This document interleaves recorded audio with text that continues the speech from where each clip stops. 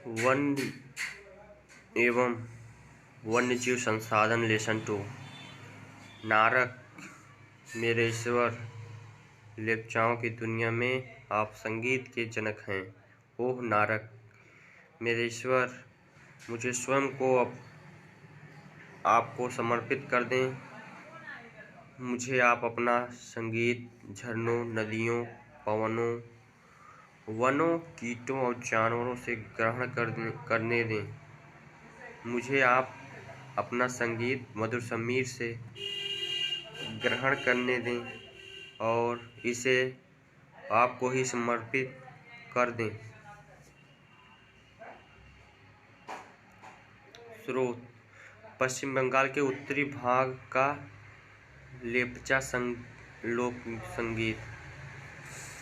इस ग्रह पर हम सूक्ष्म जीवाणुओं और बैक्टीरिया, जोंक से लेकर वट वृक्ष, हाथी और ब्लू व्हेल तक करोड़ों दूसरे जीवधारियों के साथ रहते हैं। यह पूरा अविश्वसनीय स्थल जिस पर हम रहते हैं अत्यधिक जैव विविधता से भरा हुआ है। मानव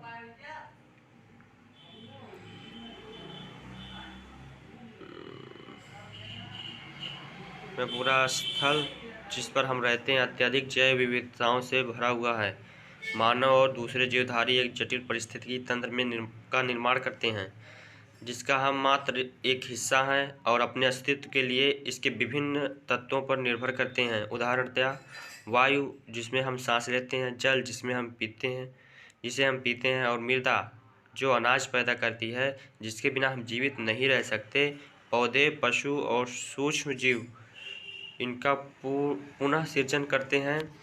वन पारिस्थितिकी तंत्र और महत्वपूर्ण भूमिका निभाते हैं क्योंकि ये प्राथमिक उत्पादक हैं जिन पर दूसरे सभी जीव निर्भर करते हैं। वन्यजीव और कृषि फसल उपजातियों के अत्यधिक जैव विविधताएं पाई जाती हैं।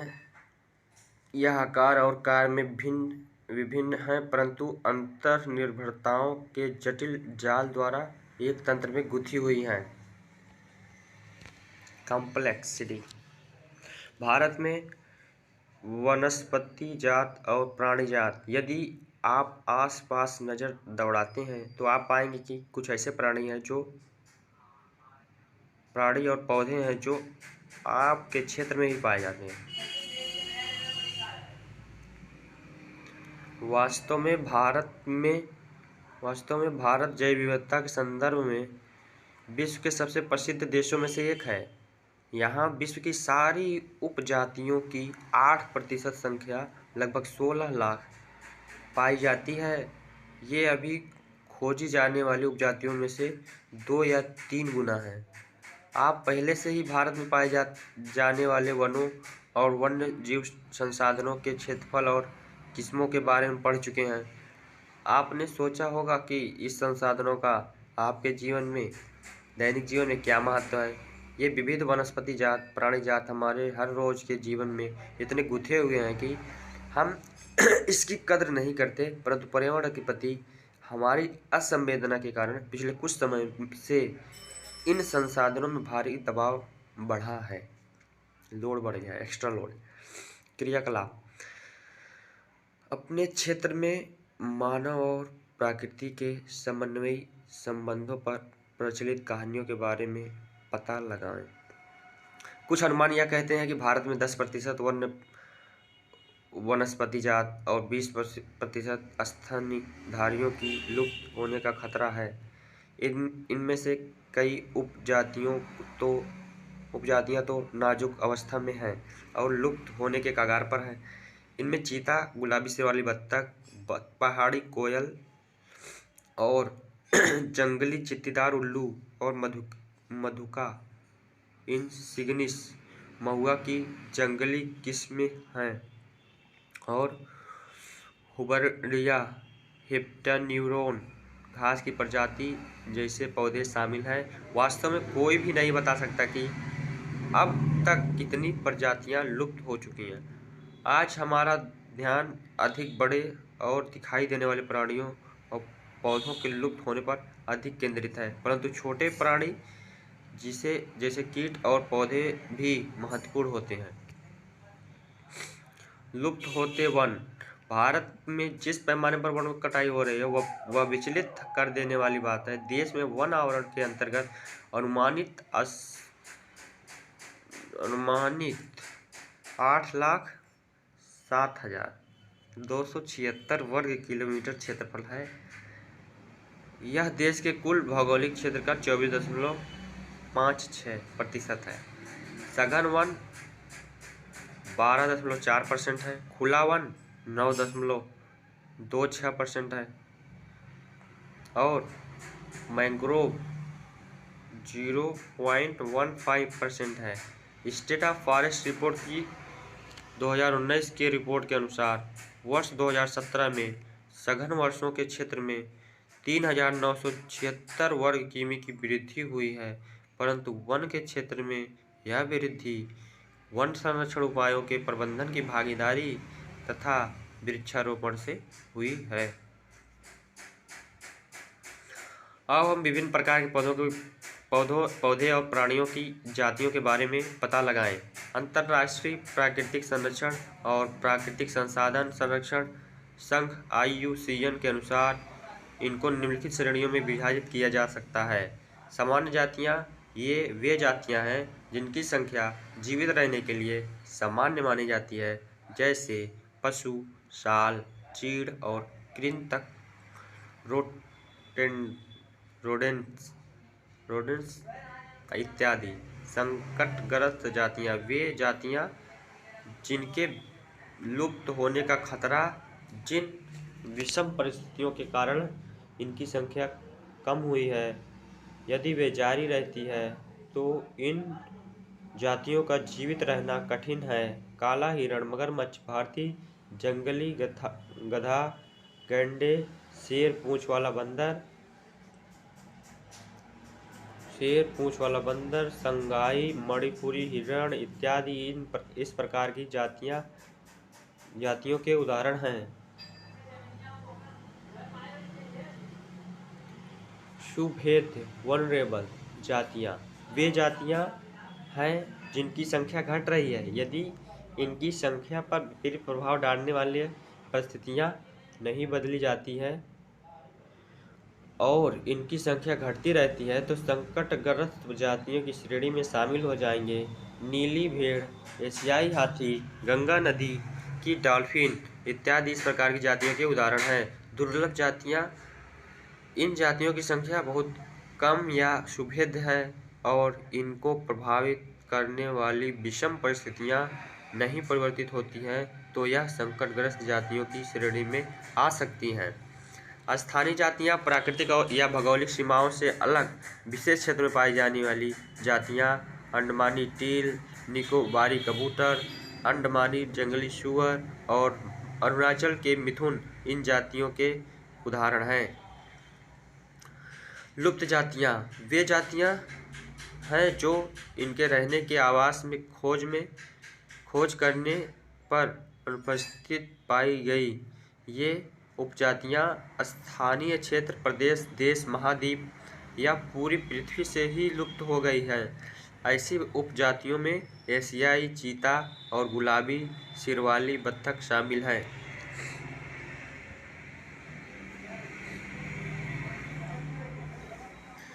एशियाई चीता कहाँ चला गया? अब लोग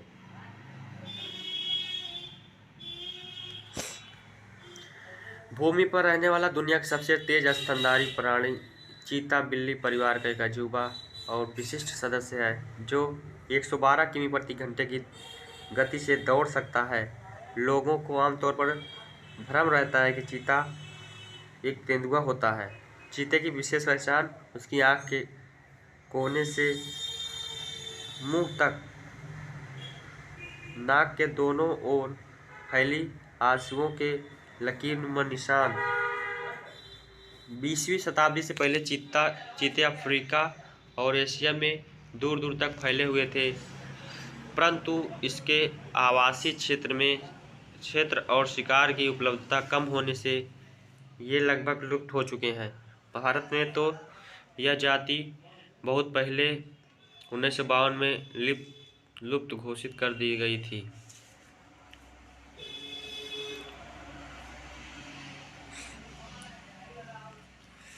वे प्रतिकूल कारक कौन से हैं जिनसे वनस्पति जात और प्राणी जात ऐसे भयानक ह्रास हुआ है? का ऐसा भयानक ह्रास हुआ है।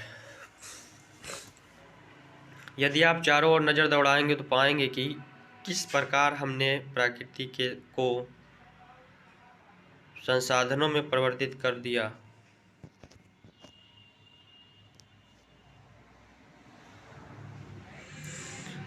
साइकेस बीडोमीटायर पूर्वी घाट पर पाया जाने वाला एक दुर्लभ साइकस। संकटग्रस्त निकोबारी मेगापोड like this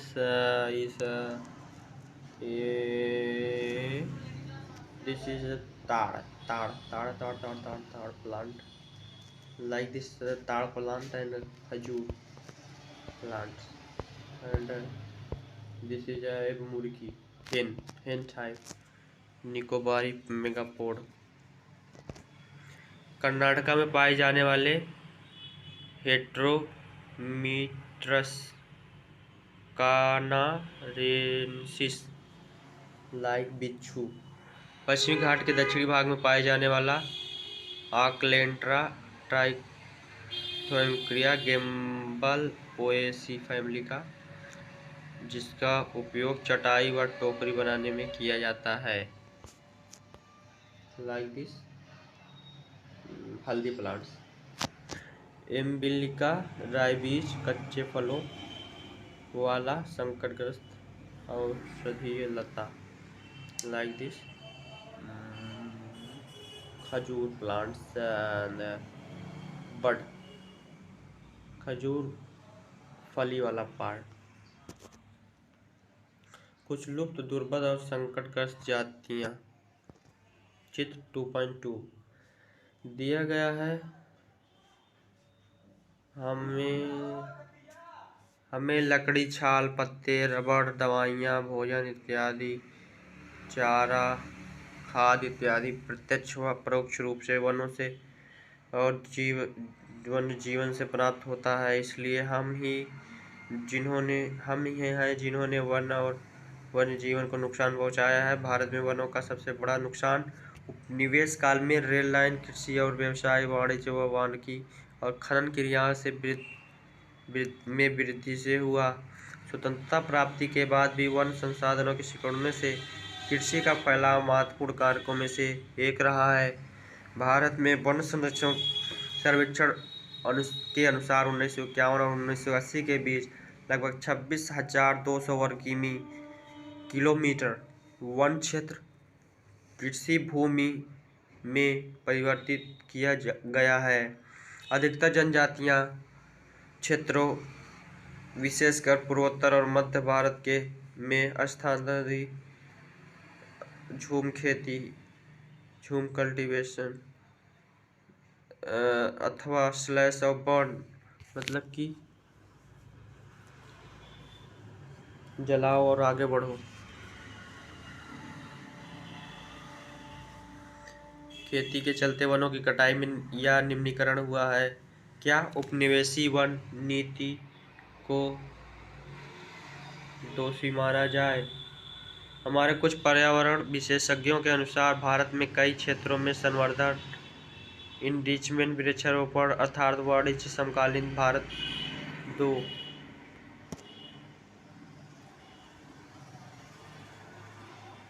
की दृष्टि से कुछ या एकल वृक्ष जातियों के बड़े पैमाने पर रोपण करने से पेड़ों की दूसरी जातियां खत्म हो गई।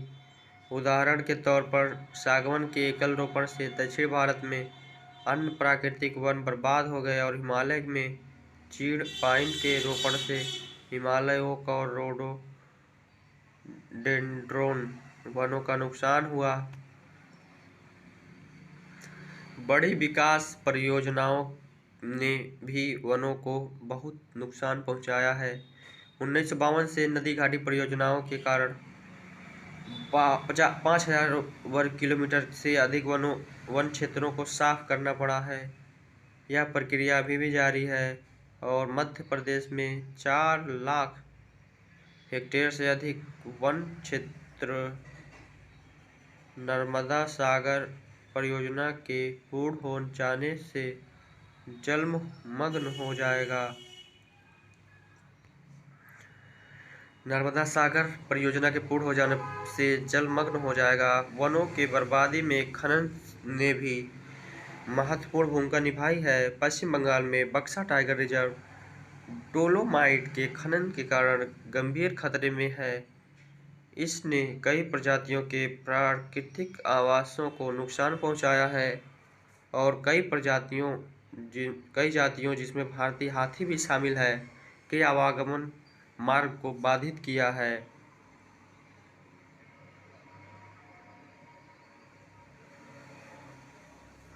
बहुत से वन अधिकारी और पर्यावरणविद यह मानते हैं कि वन संसाधनों की बर्बादी में पशु चारण और ईंधन के लिए लकड़ी कटाई मुख्य भूमिका निभाते हैं।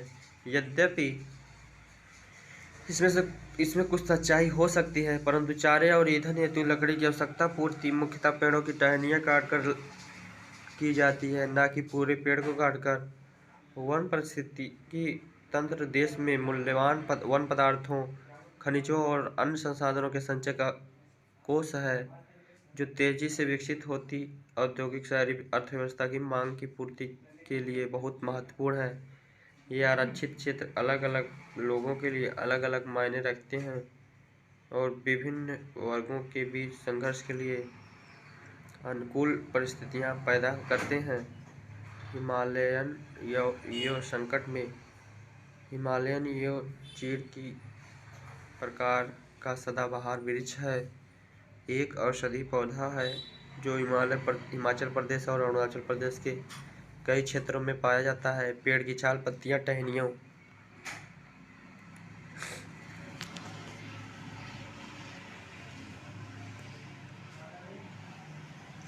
शांत घाटी के मुखली नर्सरी में आदिवासी युवतियां बांस की पौधा लगाते हुए छोटे छोटे जंगली उत्पादों को बेचती आदिवासी महिलाएं, सूखी पत्तियों को एकत्रित करती हुई आदिवासी महिलाएं और जड़ों से टकसोल नामक रसायन निकाला जाता है तथा इसे कुछ कैंसर रोगों के उपचार के लिए प्रयोग किया जाता है। इससे बनाई गई दवाइयाँ विश्व में सबसे अधिक बिकने वाली कैंसर की औषधि है। इसके अत्यधिक निष्कासन से इस वनस्पति जाति को खतरा पैदा हो गया है। पिछले 1 दशक में हिमाचल प्रदेश और अरुणाचल प्रदेश में विभिन्न क्षेत्रों में यव के हजारों पेड़ सूख गए हैं।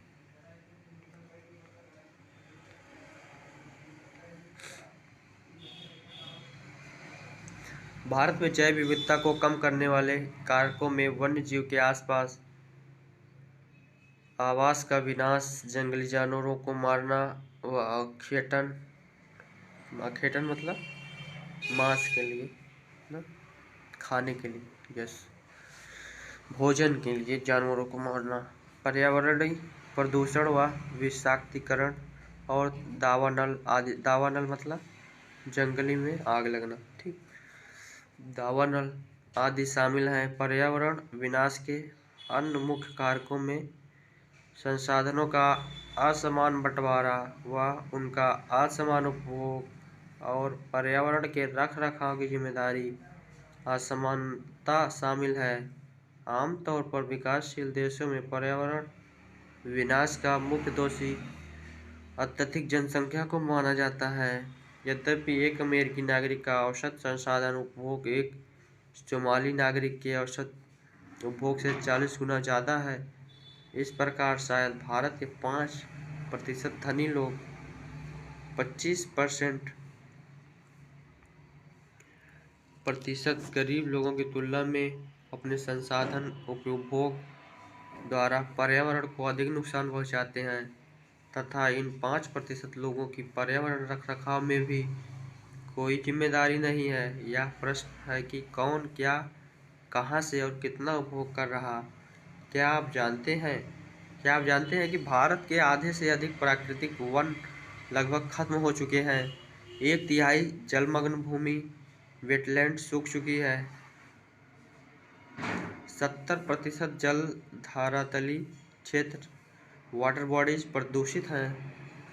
40% मैंग्रोव क्षेत्र लुप्त हो चुका है और जंगली जानवरों के शिकार और व्यापार तथा वाणिज्य की दृष्टि से कीमती पेड़ पौधों की कटाई के कारण हजारों वनस्पति और वन्य जीव लुप्त होने के कगार पर पहुंच गई हैं।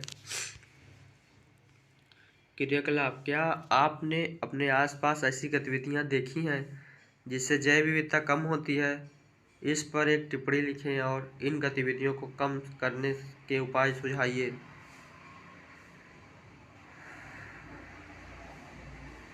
वनों और वन्य जीवन का विनाश मात्र जीवन विज्ञान का विषय ही नहीं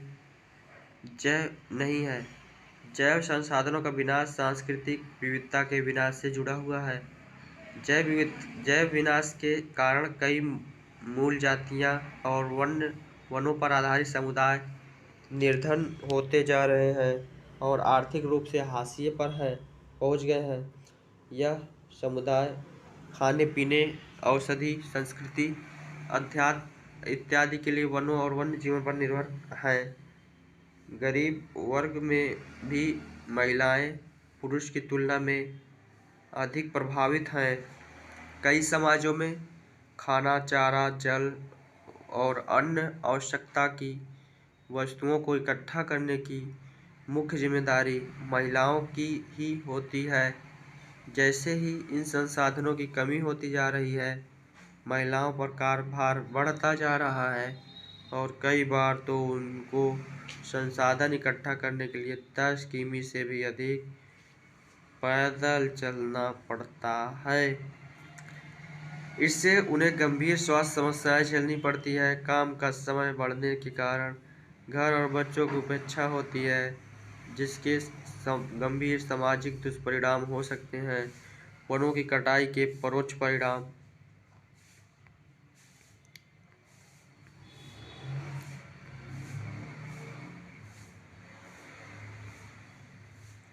जैसे सूखा और बाढ़ भी गरीबी तबके को सबसे अधिक प्रभावित करता है। इस स्थिति में गरीबी पर्यावरण निम्नीकरण का सीधा परिणाम होता है। भारतीय उपमहाद्वीप में वन और वन्य मानव जीवन के लिए बहुत कल्याणकारी है। अतः यह आवश्यक है कि वनों और वन्य जीवन के संरक्षण के लिए सही नीति अपनाई जाए।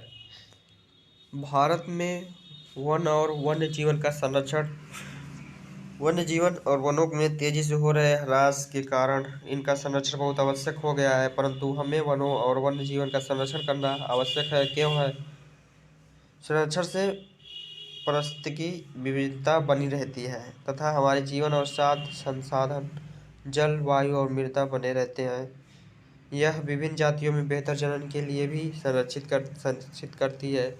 उदाहरण के तौर पर हम कृषि में भी अभी पारंपरिक फसलों पर निर्भर हैं। जलीय जैव विविधता मोटे तौर पर मछली पालन बनाए रखने की पर निर्भर है। 1960 और 1970 के दशक के दौरान पर्यावरण संरक्षण ने राष्ट्रीय वन्य जीवन सुरक्षा कार्यक्रम की पुरजोर मांग की। भारतीय वन्य जीवन रक्षण अधिनियम 1972 में लागू किया गया, जिसमें वन्य जीवों के आवास रक्षण में अनेक प्रावधान थे। सारे भारत में रक्षित जातियों की सूची भी प्रकाशित की गई। इस कार्यक्रम के तहत बची हुई संकटग्रस्त जातियों के बचाव पर, शिकार प्रतिबंधक, जीवन के व्यापार पर रोक लगाने आदि पर प्रबल जोर दिया गया। तत्पश्चात केंद्रीय सरकार और कई राज्य सरकारों ने राष्ट्रीय उद्यान और वन्य जीव पशु विहार सैंक्चुरी स्थापित किए, जिनके बारे में आप पहले ही पढ़ चुके हैं। केंद्र सरकार ने कई परियोजनाओं की भी घोषणा की, जिनका उद्देश्य गंभीर खतरे में पड़े कुछ विशेष वन प्राणियों को रक्षण प्रदान करना था। इन प्राणियों में बाघ, एक सींग वाला गैंडा, कश्मीरी हिरण अथवा हंगुल, 3 प्रकार के मगरमच्छ, स्वच्छ जल मगरमच्छ, लवणी जल मगरमच्छ और घड़ियाल।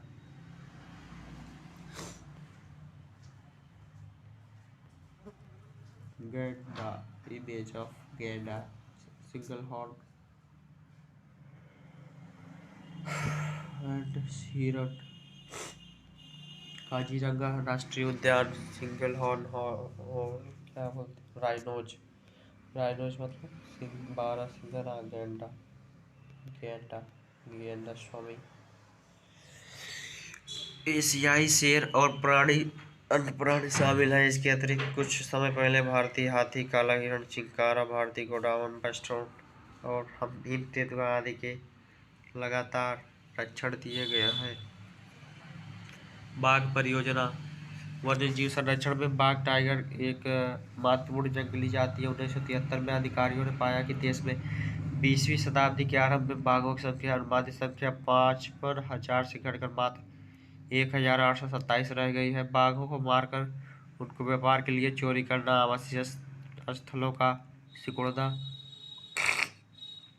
भोजन के लिए आवश्यक जंगली उपजातियों की संख्या कम होना और जनसंख्या में वृद्धि बाघों की घटती संख्या के मुख्य कारण है।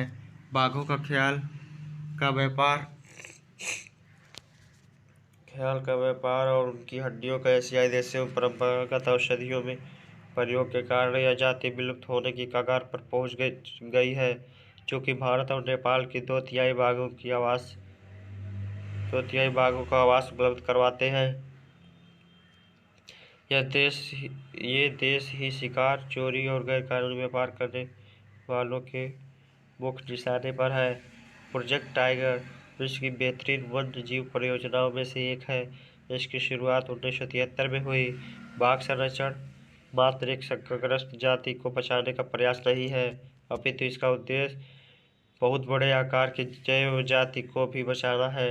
उत्तराखंड में कॉर्बेट राष्ट्रीय उद्यान, पश्चिम बंगाल में सुंदरवन राष्ट्रीय उद्यान, मध्य प्रदेश में बांधवगढ़ राष्ट्रीय उद्यान, राजस्थान में सरिस्का वन्य जीव पशु विहार सेंचुरी, असम में मानस बाघ रिजर्व और केरला में पेरियार बाघ टाइगर रिजर्व भारत में बाघ संरक्षण परियोजनाओं के उदाहरण हैं।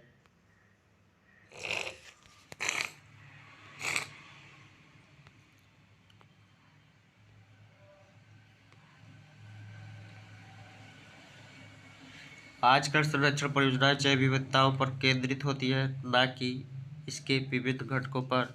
संरक्षण के विभिन्न तरीकों की गहनता से खोज की जा रही है। संरक्षण नियोजन में कीटों को महत्व मिल रहा है। वन्य जीव अधिनियम 1980 और 1986 के तहत सैकड़ों तितलियों, पतंगों, भृंगों और एक ड्रैगन फ्लाई को भी संरक्षित जाति में शामिल किया गया है। 1991 में पौधों की भी 6 जातियां पहली बार इस सूची में रखी गई।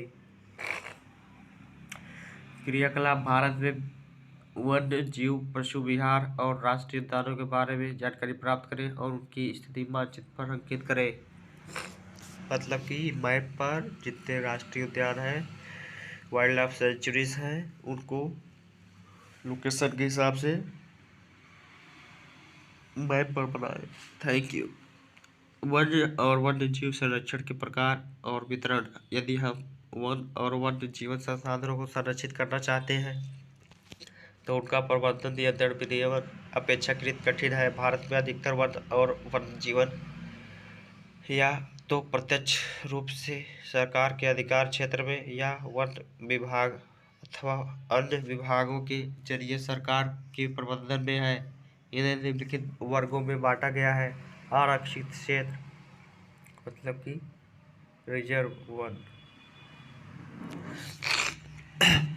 देश में आधे से अधिक वन क्षेत्र आरक्षित वन घोषित किए गए हैं। जहां तक वन और वन प्राणियों के संरक्षण की बात है, आरक्षित वनों को सर्वाधिक मूल्यवान माना जाता है।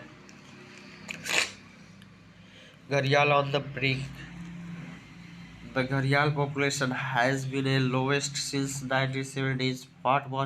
We went wrong and what can do? मतलब घड़ियाल की संख्या घट रही है 1970 से अब तक। क्या गलत हुआ क्या सही हुआ ये जानना है। ये न्यूज का एक कटिंग है, पेपर कटिंग है। Bird death blamed on Yamuna, मतलब कि पक्षियों की मृत्यु पर यमुना को ब्लेम किया जा रहा। यमुना नदी। उपर्युक्त क्या आप उपर्युक्त समस्याओं के निदान के कारण ज्ञात कर सकते हैं? Pollution, only pollution.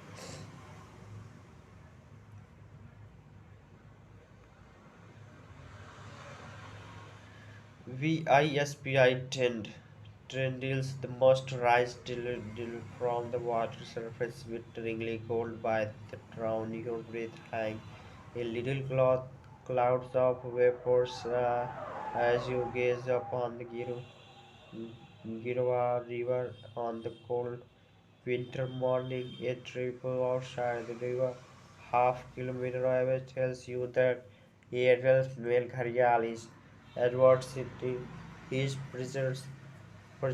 It is the place seems trapped in the time in the early history when man is still clad in animals' skins. It is only the sunrise higher and burnt the mist of the water that the world would come into focus with appealing clarity. The 5 kilometer stretch of the Kirwa River in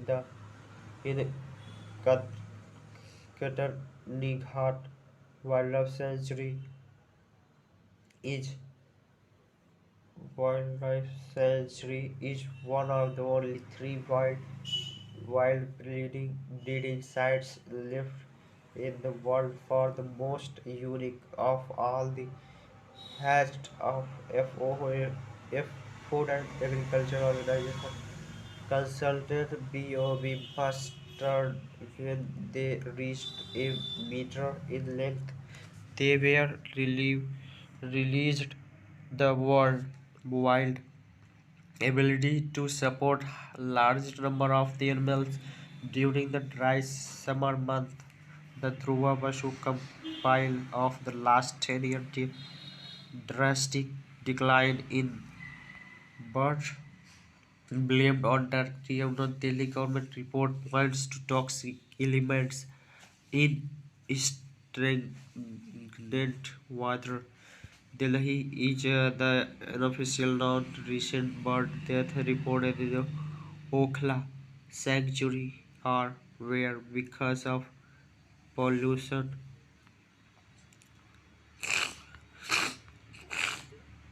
because of pollution. Yamuna water and contaminated fish and not to be can causes of bird flu. The wildlife departments of UP and Delhi have sent report to respective governments saying that more such death cannot be ruled can till the polluted water in the sanctuary is cleaned. Fill, filled three birds migratory birds were found dead in the Okhla Bird Sanctuary early this month. Later, UP authorities had arrested three fishermen and claimed that they had added poison to the water to kill fish. This pollution.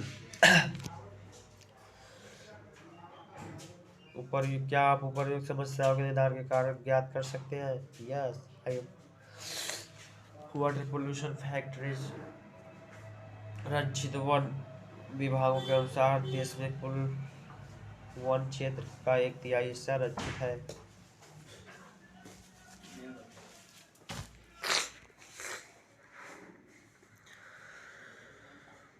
इन वनों और अधिक नष्ट होने से बचाने के लिए इनकी सुरक्षा की जाती है।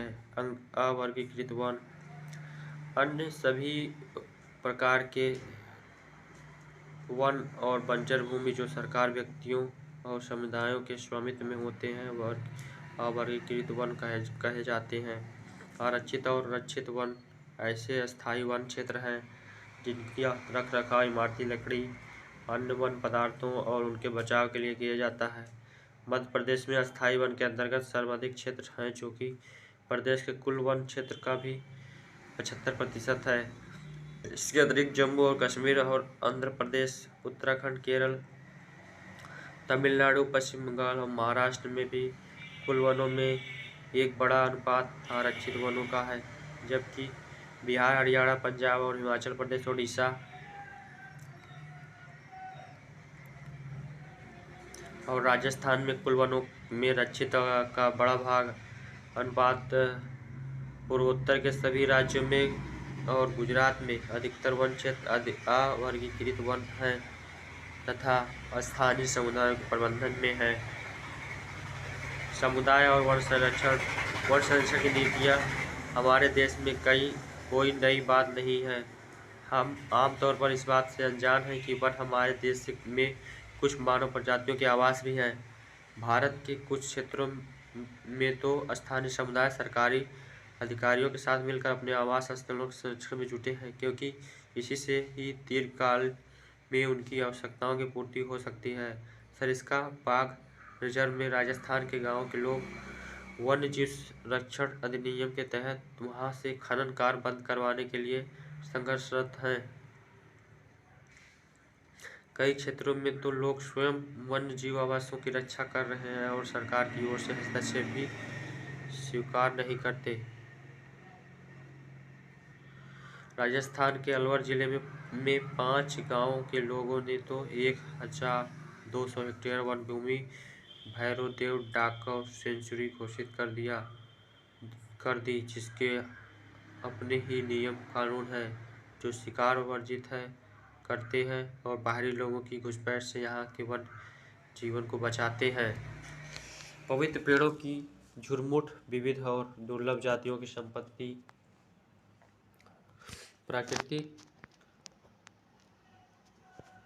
प्रकृति की पूजा सदियों से पुराना जनजाति विश्वास है, जिसका आधार प्रकृति के हर रूप की रक्षा करना। इन्हीं विश्वासों ने विभिन्न वनों की मूल और कमर रूप से बचा कर रखा है, जिन्हें पवित्र पेड़ों के झुरमुट देवी देवताओं के वन कहते हैं। वनों के इन भागों में या तो वनों के ऐसे बड़े भागों में स्थानीय लोग ही घुसते हैं तथा न कि किसी और को छेड़छाड़ करने देते। कुछ समाज कुछ विशेष पेड़ों की पूजा करते हैं और आदिकाल से उनकी संरक्षण करते आ रहे हैं। छोटा नागपुर क्षेत्र में मूंडा और संथाल जनजातियों और कदम के पेड़ों की पूजा करते हैं। उड़ीसा और बिहार में जनजातियां शादी के दौरान इमली और आम के पेड़ की पूजा करती हैं।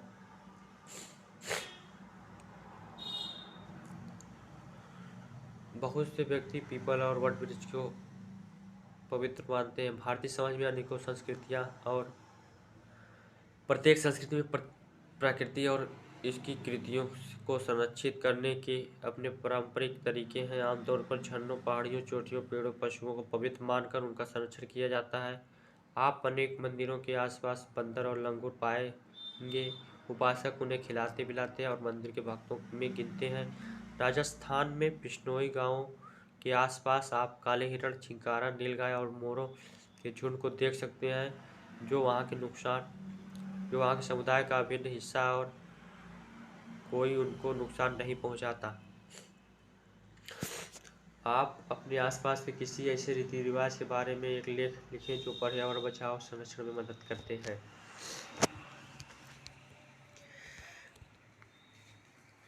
पेड़ एक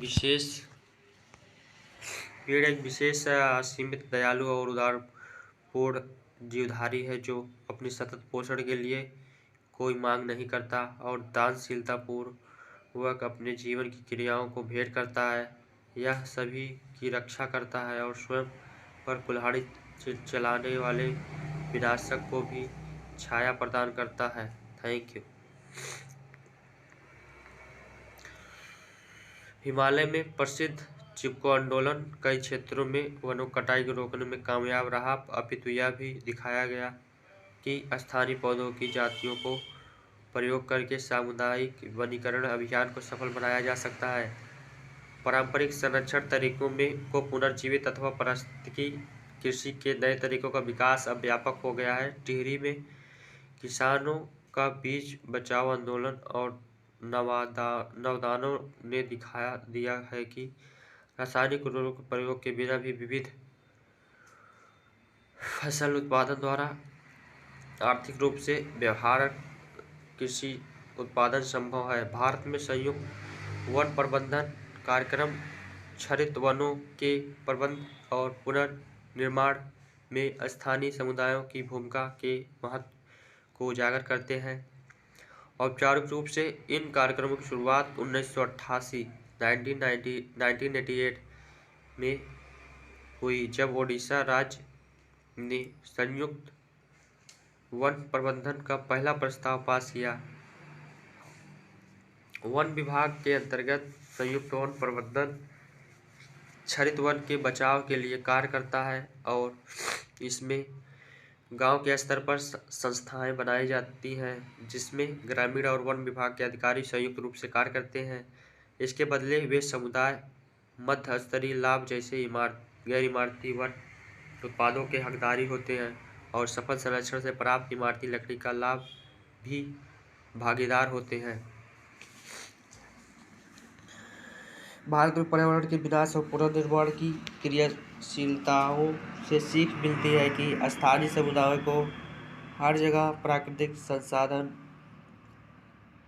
प्रबंधन में शामिल करना चाहिए, परंतु स्थानीय समुदाय को फैसले लेने की प्रक्रिया में मुख्य भूमिका में आने में अभी देर है। अतः वे ही विकास क्रियाएं मान्य होनी चाहिए जो जनमानस पर केंद्रित हो, पर्यावरण हितैषी हो और आर्थिक रूप से प्रतिफलित हो। गौतम बुद्ध 487 ईसा पूर्व में कहे थे कि पेड़ एक विशेष असीमित दयालु और उदारपूर्ण जीवधारी है जो अपने सतत पोषण के लिए कोई मांग नहीं करता और दानशीलता पूर्वक अपने जीवन की क्रियाओं को भेंट करता है। यह सभी की रक्षा करता है और स्वयं पर कुल्हाड़ी चलाने वाले विनाशक को भी छाया प्रदान करता है। गौतम बुद्ध 487 ईसा पूर्व। वन्य एवं वन्य जीव संरक्षण, पृष्ठ नंबर 23, 2022-2023 सेशन। बहुविकल्पी प्रश्न आ गया है यहाँ पे। इनमें से कौन सी टिप्पणी प्राकृतिक वनस्पति जात और प्राणी जात के ह्रास का सही कारण नहीं है? ऑप्शन ए कृषि प्रसार, ऑप्शन बी बृहत स्तरीय विकास परियोजनाएं, पशुचरण और लकड़ी ईंधन एकत्रित करना, तीव्र औद्योगिकरण और शहरीकरण। इसमें से कोई एक है जो कि प्राकृतिक वनस्पति जात को ह्रास का सही कारण नहीं है। ठीक। सेकंड है, इनमें से कौन सा संरक्षण तरीका समुदायों की सीधी भागीदारी नहीं करता? संयुक्त वन प्रबंधन, चिपको आंदोलन, बीज बचाओ आंदोलन, वन्य जीव पशु आहार का परिसीमन। इनमें से कौन सा संरक्षण तरीका समुदायों की सीधी भागीदारी नहीं करता? बीज बचाओ आंदोलन। निम्नलिखित में से प्राणियों और उनके अस्तित्व के बारे में मेल करें। काला हिरण क्या है? लुप्त है, दुर्लभ है, संकटग्रस्त है, सुमेध है, स्थानिक है। एशियाई हाथी क्या है? दुर्लभ है। अंडमानी जंगली सूअर क्या है? अंडमानी जंगली सूअर संकटग्रस्त में आता है शायद। हिमालयन भूरा भालू क्या है? स्थानिक है। गुलाबी सिर वाली बत्तख क्या है? संकटग्रस्त है।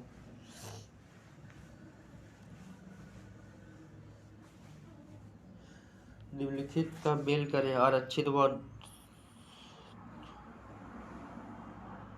सरकार व्यक्तियों के निजी और समुदाय के अधीन अन्न वन बंजर भूमि निरक्षित वन वन और वन जीव संसाधन संरक्षण की दृष्टि से सर्वाधिक मूल्यवान वन वन जो और अधिक संरक्षण से बचाई जाती है।